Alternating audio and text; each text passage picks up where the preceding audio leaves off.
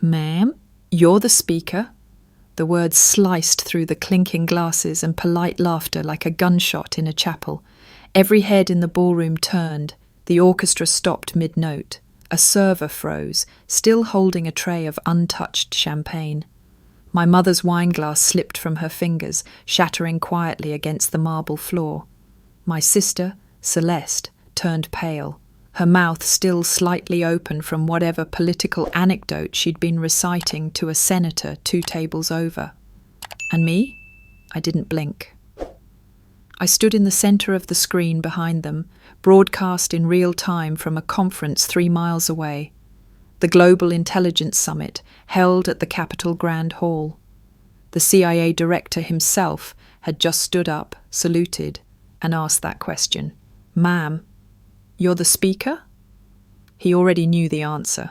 The whole room did now. I watched the ripple of disbelief flood through the crowd like an invisible wave.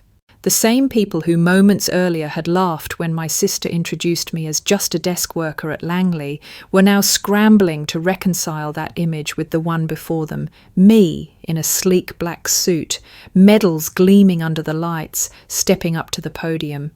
They hadn't seen me for who I was, not for decades, but tonight wasn't about revenge, it was about visibility, truth, and walking through the front door after a lifetime of being told to use the back.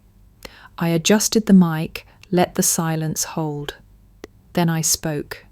My name is Evelyn Carter. You may not remember it, but you will. For as long as I can remember, I was the quiet one, the in-between, the middle daughter of the Carter family, wedged between 2 prodigies, shadowed by their spotlight. Celeste was the crown jewel, of course. Perfect scores, perfect teeth, perfect press releases. She was the one my parents paraded at every fundraiser and gala, the face of the family legacy in politics. She had charm, she had timing, she had everything that looked good in pictures. And David was our golden boy in uniform, Marine, then Special Forces. He died in the line of duty 10 years ago. They turned his funeral into a national photo op. My father gave a eulogy that ended up on the evening news. Celeste cried in pearls. My mother arranged the flowers to match the flag. Me? I stood in the back. Not in uniform. Mine didn't officially exist. I worked in a division of the CIA that didn't allow public acknowledgement. No names, no medals, no cameras. Only scars and silence. I wasn't invited to speak. I wasn't even listed in the obituary. I was family. But not enough to count.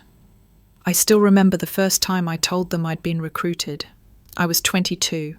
My father was sipping brandy in the library, eyes half closed, listening to a jazz record on vinyl. I stood there, fresh out of Quantico, heart racing, ready to tell him I'd made it, that I'd been handpicked. He didn't look up. He just said, "So you're quitting?" Like it was a disappointment, not an achievement. My mother, seated beside him, tapped her teacup against the saucer and delivered her line like it was scripted. Not everyone is meant to be exceptional, Evelyn. That sentence lodged itself into my spine like a blade. For years, I told myself they didn't understand, that it was easier to ignore my work because it made them uncomfortable. But over time, I realized it wasn't discomfort, it was erasure. You can't celebrate what you pretend doesn't exist. They didn't want a daughter in the shadows. They wanted a daughter who could pose beside senators and smile for photo ops. And when I refused to be that woman, they edited me out, literally. I used to keep a box of mementos under my bed, tiny pieces of my life no one else knew existed. A cracked compass from Baghdad, a matchbook from a safe house in Tripoli, a blood-stained ID badge from a journalist I pulled out of a collapsed tunnel in Kandahar. None of it made it to the family mantle. That space was reserved for Celeste's Harvard diploma, framed next to a photo of her shaking hands with the governor. David's medals lined the hallway. My father's congressional plaques took up an entire wall. My face, my name, not a trace. The silence wasn't passive. It was policy. Operation Starlight changed me. It was supposed to be clean. Enter, extract a diplomat's child and disappear. But the intel was wrong. The building was booby-trapped. There were children, 3 of them, huddled in a room that was rigged to blow. I made a choice that day. I broke protocol and went in alone. We got the kids out. I took the hit, shrapnel down my left side, 3rd-degree burns, and a torn shoulder from dragging the youngest through rubble. But we lost David. He wasn't even supposed to be there. He volunteered last minute. He died covering our exit. His last words were a joke, something about how I always had to do things the hard way. When I came back stateside, I carried his flag with me, folded triangle, wool, heavy with meaning, and then nothing. No press, no medals. Just a quiet debrief in a windowless room and a firm reminder, this operation never happened. Weeks later, I called home. My father answered. He didn't ask if I was okay. He didn't ask about David. He asked, "Are you still doing that nameless job of yours? When are you going to get a real career, Evelyn?" I didn't answer. I hung up. That night, I stitched my own wound in a motel bathroom mirror. My hands were shaking. My shoulder was slick with blood. There was no backup, no applause, no family waiting at the door. Just me. Me and that damned flag. There's a certain kind of grief that doesn't come from death, but from being erased while you're still alive. It crept in slowly over the years, every time a holiday passed without a call, every time I saw family photos posted online with captions like "the whole gang," and I wasn't in them. Every time I mailed birthday cards that were never acknowledged, or sent flowers on Mother's Day, only to hear Celeste take credit for them during brunch. At first, I tried to believe the best, that they were busy, that they just didn't know what to say, that maybe, just maybe, they were proud in secret, but the truth? They weren't proud. They were ashamed. I was a complication, an inconvenience they didn't know how to present. Not military enough to be their war hero, not political enough to be part of the family brand, not glamorous enough for the Christmas newsletter, just Evelyn, the one who disappeared into the grey. There was a breaking point, a party Celeste threw in DC, something about an environmental bill and a new endorsement. She sent me a text, not an invitation. "You can stop by if you're in town. Wear something polished." I went, and I wish I hadn't. She introduced me as my older sister. She does something in admin at Langley, I think. Her tone said it all. Polite distance wrapped in a smile. The crowd chuckled. Someone offered me a glass of rosé and said, "Must be nice not having to deal with politics." I remember stepping out onto her balcony that night, the Capitol dome glowing in the distance, and whispering to no one, "You're still here, and that's enough." But it wasn't, not anymore. That night, I stopped being a ghost. I didn't need their pride, but I was done letting them build their legacy on my silence. Done letting them step over my service like it was some inconvenient truth. I didn't want revenge. I wanted recognition. Or maybe just to be real again. And that meant walking back into the world they tried so hard to lock me out of, with my name intact. The call came on a Thursday morning, the kind where the air already feels heavy before the sun's even up. I was sipping black coffee in my apartment, the kind with too many locks and too few windows, when my phone buzzed. It was my mother. That alone made my spine stiffen. I hadn't heard her voice in nearly a year. I answered on instinct, not intention. "Evelyn," she said, clipped and neutral, like a secretary confirming a time slot. "Celeste's promotion gala is next Saturday. You should come. Not, 'We'd love to see you,' or 'Your sister wants you there.' Just instructions. Cold, formal, surgical. Please don't wear one of your practical outfits," she added, as if the word itself was distasteful. "And avoid mentioning any of your little government adventures. This is a political event. We don't want confusion. I swallowed the heat building in my throat and answered the only way I knew wouldn't provoke more. I'll be there. No thanks. No small talk. She hung up like she was finishing a business call. 5 minutes later, a digital invitation arrived in my inbox. The email subject line read, "The Honourable Celeste Carter, Public Service Award Gala." My name wasn't listed among the family members. There was no assigned seat at the main table. Just a vague note, "General family guest, dinner service provided." I stared at it for a long time, longer than I should have. It wasn't that I cared about the table assignment. It was what it meant, where they placed me when they thought no one was watching. That afternoon, my father called.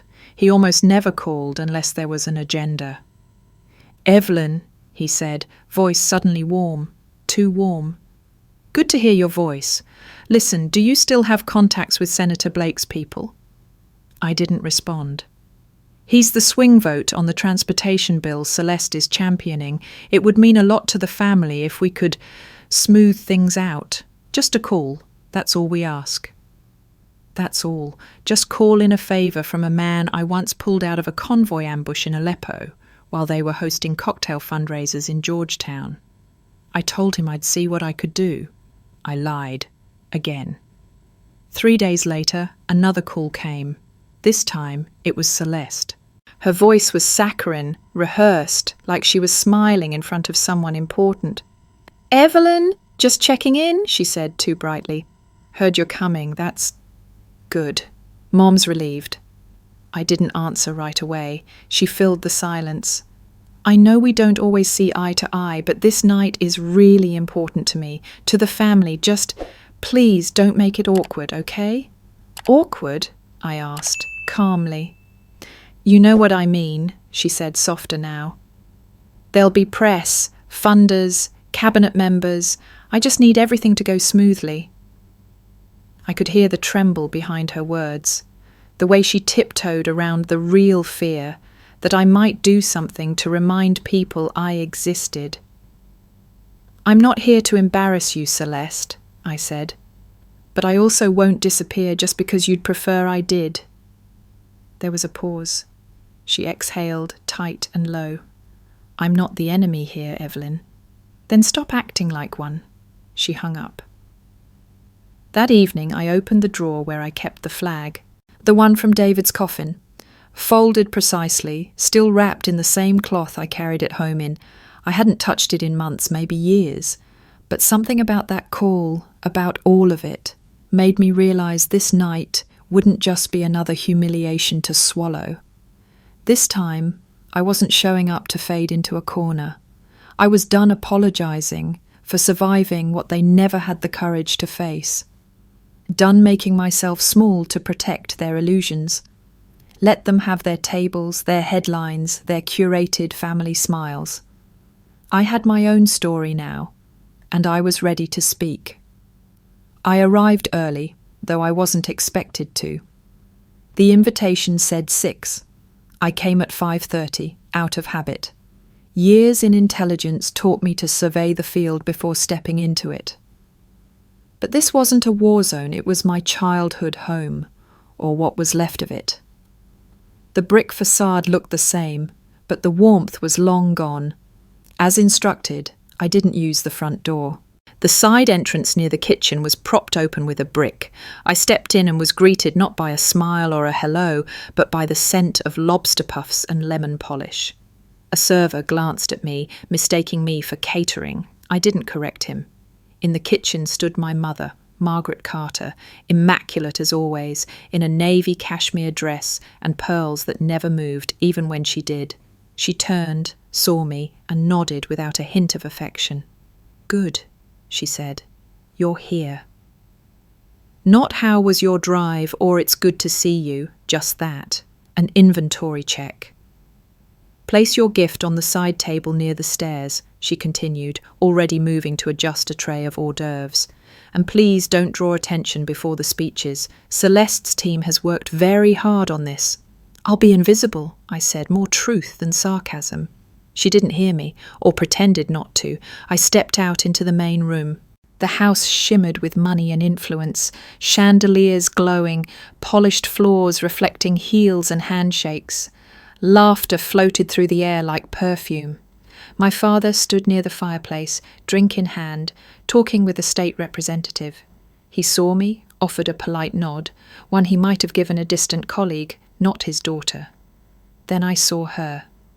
Celeste descended the staircase like royalty, dressed in deep emerald satin, camera ready. Her smile was already aimed at the crowd.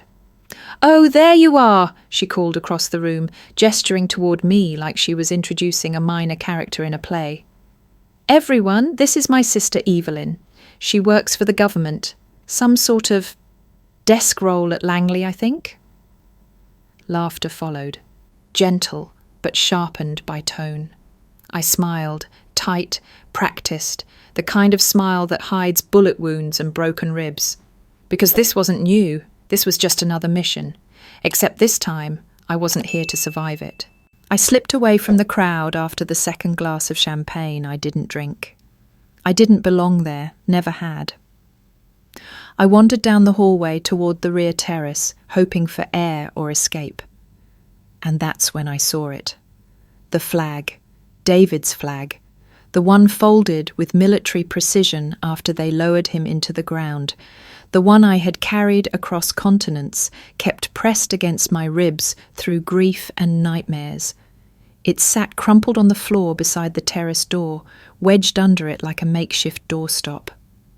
At first I thought I was wrong, that it was a replica or something decorative, but I knew that wool. I knew the crease that split the star near the edge, the hand-stitched hem where I'd once repaired a tear myself. This wasn't a replica. It was real. I bent down, picked it up slowly, like lifting a body from rubble. The fabric was cold, gritty with dust. My stomach turned, but I held the rage in. I clutched it to my chest and stood there, invisible again, while guests laughed over crab cakes and champagne. I walked straight to my father's library. The room hadn't changed. Mahogany bookshelves lined the walls, filled with volumes no one actually read. A fireplace flickered weakly under a marble mantel where political awards gleamed. Photos were everywhere. Celeste posing with senators, David in dress blues, my father shaking hands with foreign dignitaries. And then I saw the family portrait, or what was left of it. It was the photo we took the summer before I left for Quantico, our last as a whole family. Celeste in white, David grinning, my parents poised as ever. But I wasn't in it. I used to be. I remembered standing on the left, next to David, hand on his shoulder. Now that part of the photo had been cleanly cropped. Only a sliver of grass remained where I'd stood. Aunt Carol's voice echoed from years ago. "Oh, honey, your mother just bought a smaller frame." You didn't fit. Didn't fit. I stared at that tiny green patch of grass and felt the same chill I did the day I walked into my first covert briefing and realised no one would ever clap for the work I was about to do. They hadn't forgotten me. They had removed me, deliberately, permanently, but tonight they would remember. The flag stayed pressed against my chest long after I left the library. I kept walking through side hallways and past shadowed corners, invisible by design. I needed air, clarity, distance. But most of all, I needed control. Because something had shifted. Weeks earlier, I'd received a message flagged for internal review, an article draft, not yet published, titled Operation Starlight, Reckless Endangerment or Rogue Heroism. The language was clinical, carefully toxic. It hinted at insubordination, implied that I had endangered fellow agents. There was no name, of course, there never was, but the details were surgical and accurate, too accurate. Only a few people knew the specifics of that op. Fewer still knew how close we came to dying that night. And one of them, was Celeste's old college roommate, a DC communications strategist, media-trained, politically connected, the kind of woman who smiled with her eyes while cutting your legs out from under you. I'd met her once, briefly, during a fundraiser Celeste dragged me to years ago. She'd called me the mysterious Carter sister and clinked her glass against mine like we were equals. We weren't. She was a gossip with a PR firm. I was a shadow with blood on my boots. I traced the leak, quietly, carefully. The pattern led back to someone very close to the Carter campaign. I didn't confront Celeste right away. I wanted to believe she didn't know. But then came the second article. That one included direct quotes, not mine, not public. Things I had said in private agency debriefs, statements classified under internal review. Statements only family could have known because I had once, in a moment of misplaced trust, confided them to her. I read the piece in silence, then I shut my laptop. No rage, no tears, just something cold and clean cutting through me. This wasn't just neglect anymore. It wasn't erasure. It was sabotage, and it was going to cost her more than a headline. I folded the flag and tucked it back into my coat, straightened my shoulders, walked back toward the glow of the gala like a soldier returning to the front. If they wanted a ghost, I'd show them what one looked like when it stopped haunting and started hunting. She found me outside by the garden wall, right where the string lights faded into darkness. High heels clicked cautiously against stone, the kind of approach that says, I'm here to fix this, but only if it doesn't get messy. She held a half-empty glass of Cabernet, eyes glassy but sharp. I came to talk, Celeste said. Just hear me out. I said nothing. The silence stretched between us like a bridge she didn't dare cross. I know things have been tense, she continued, tone soft like she was already writing the post-confrontation apology email in her head. But I want to make it right. I raised an eyebrow. She pulled a folded envelope from her clutch, handed it to me. I've been speaking to my team, she said. There's an opening for a domestic security advisor at the department. Good pay, stability, full pension track. You wouldn't have to live in the shadows anymore. I didn't open the envelope, just stared at her. You want me at a desk, I said flatly. She hesitated, then smiled tightly. Something respectable, not dangerous, not anonymous. Her version of a peace offering was a demotion in disguise, repackaged shame. You think I need saving, I said. I think you've been hurt, she replied, and maybe you've convinced yourself that pain equals purpose, but it doesn't have to be like this, Evelyn. You don't have to keep proving something. I stepped closer. I'm not proving anything, I said. I already did. Her face tightened. I didn't leak anything, she said suddenly, quickly. I didn't ask, I replied, but the twitch in her jaw was answer enough. She exhaled, long and slow, and for the first time all night, the polish cracked. You always had this martyr complex, she muttered.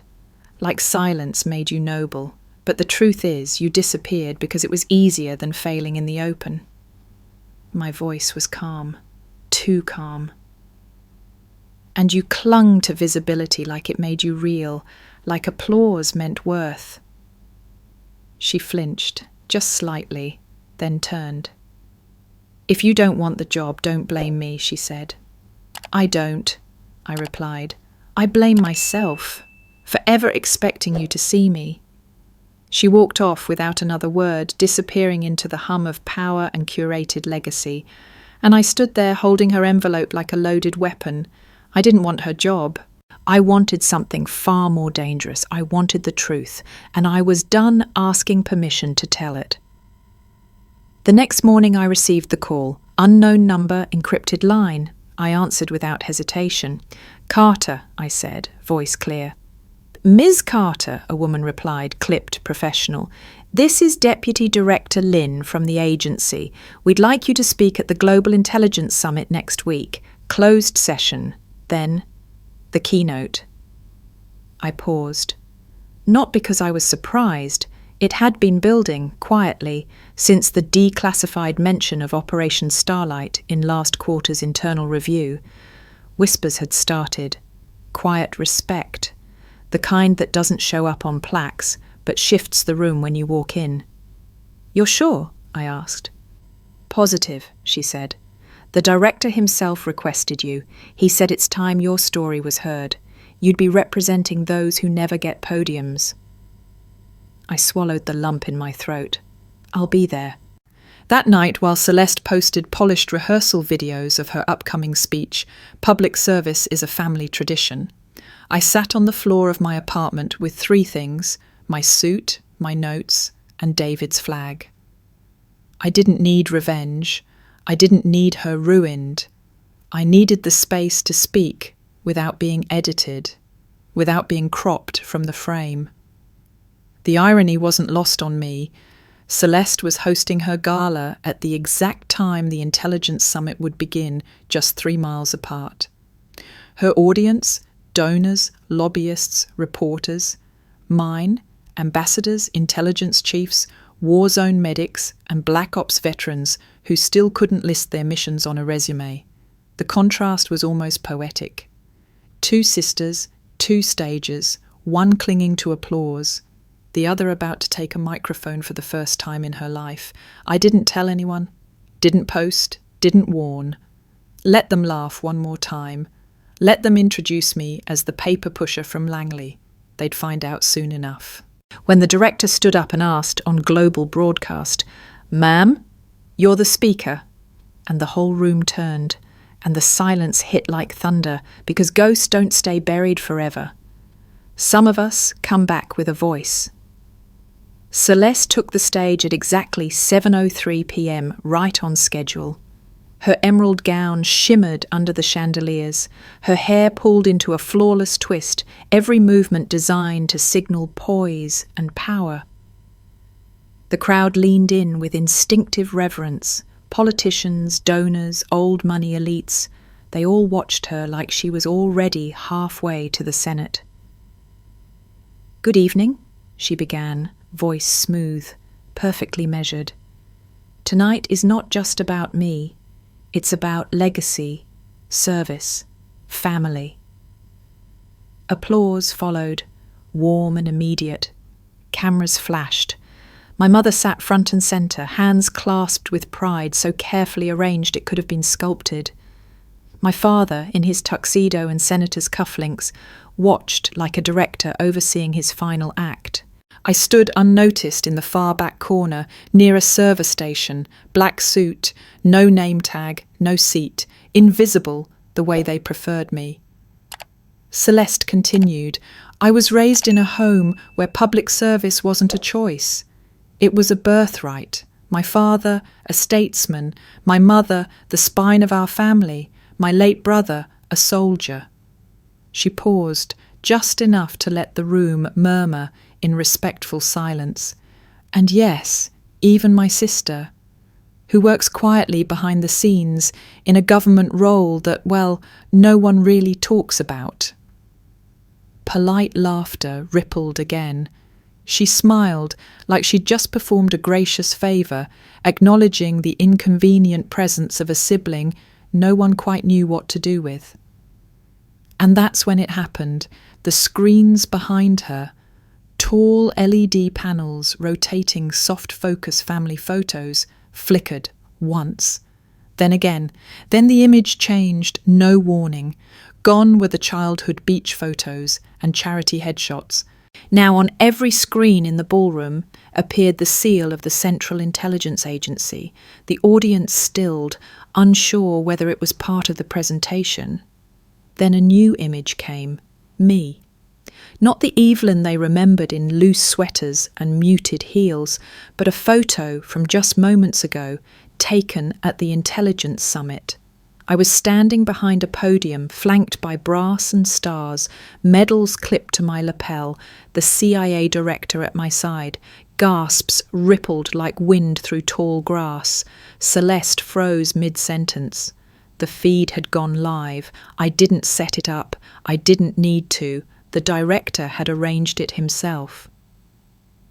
"Ladies and gentlemen," a voice echoed from the ballroom speakers, crisp and deliberate.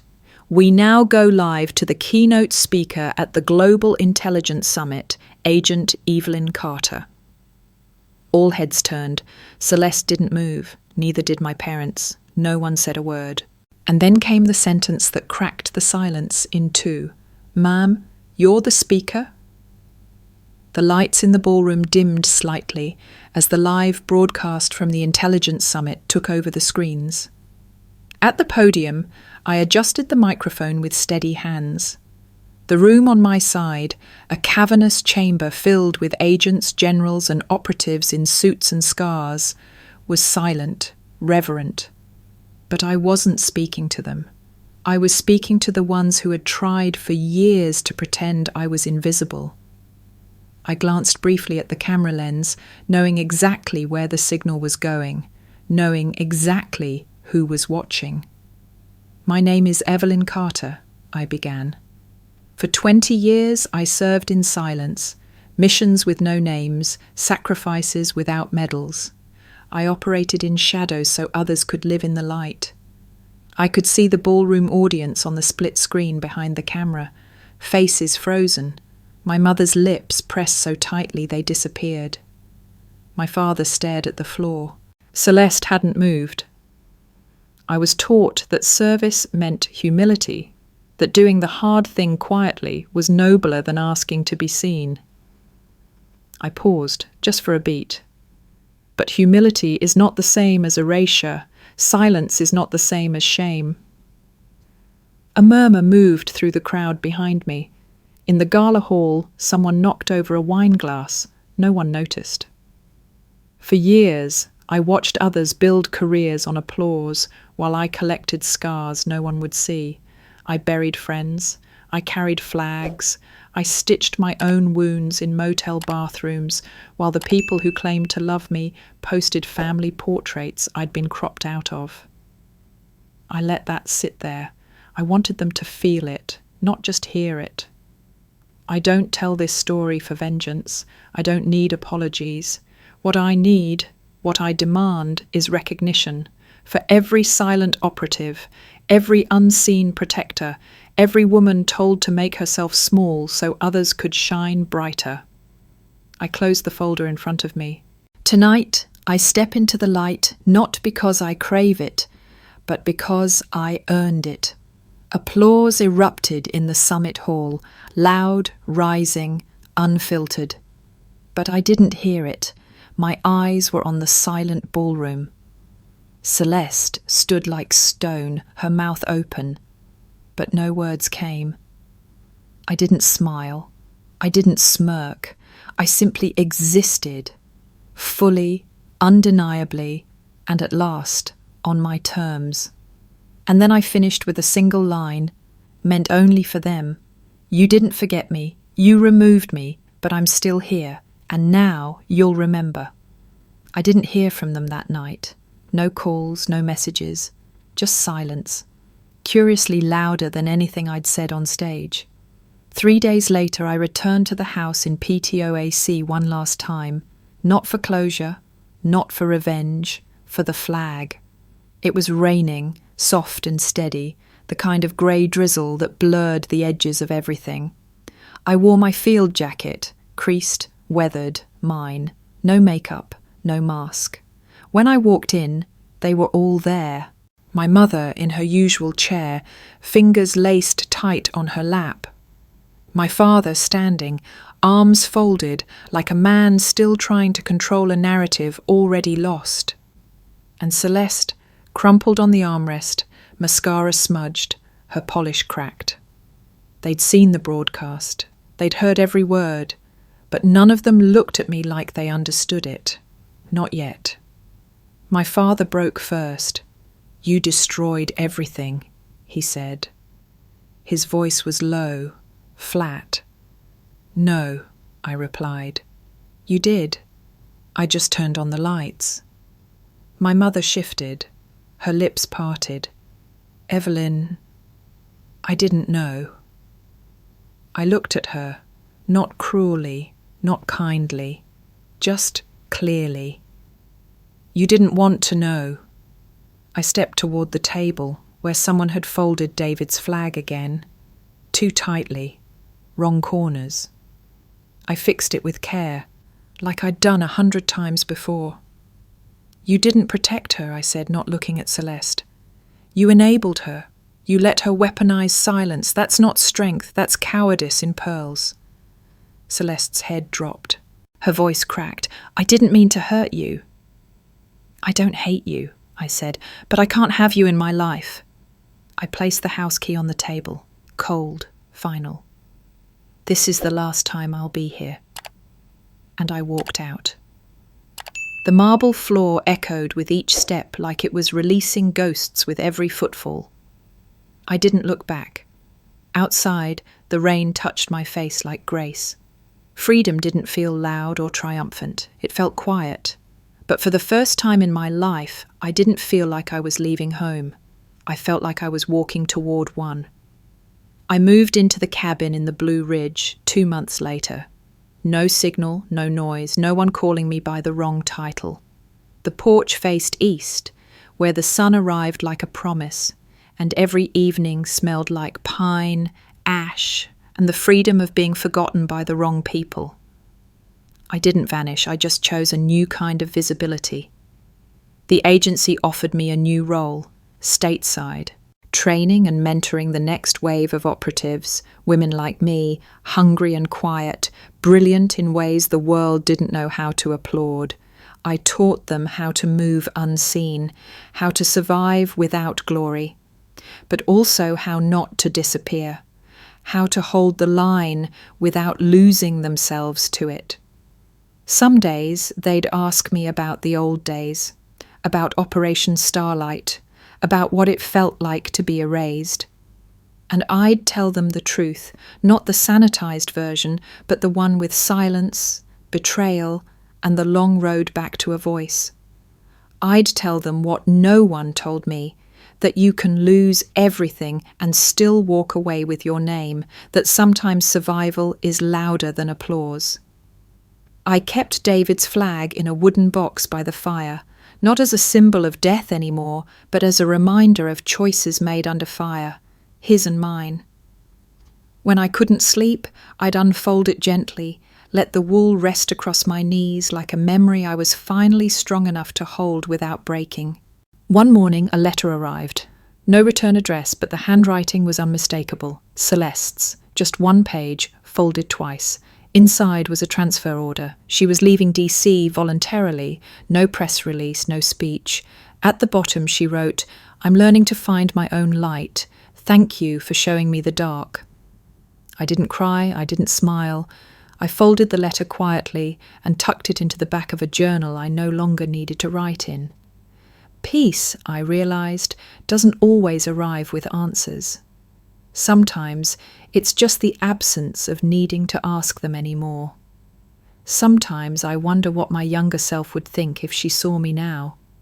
Barefoot on a porch, sipping black coffee while the fog rolls through the mountains like a secret.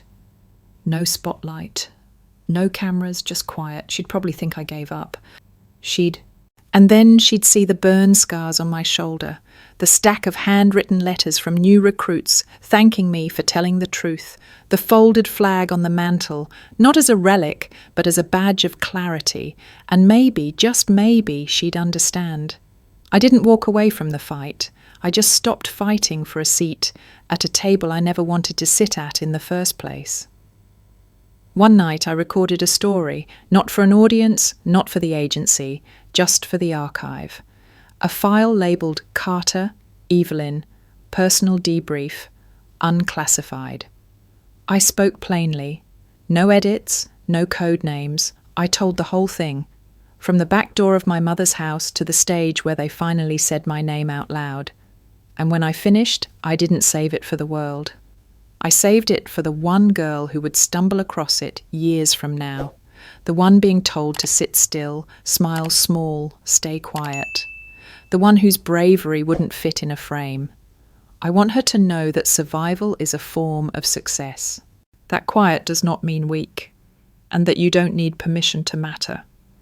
Before I signed off, I looked into the lens and said one last thing. If you've ever been made to feel invisible, remember this. Your story doesn't start the day they see you. It starts the day you decide to be seen.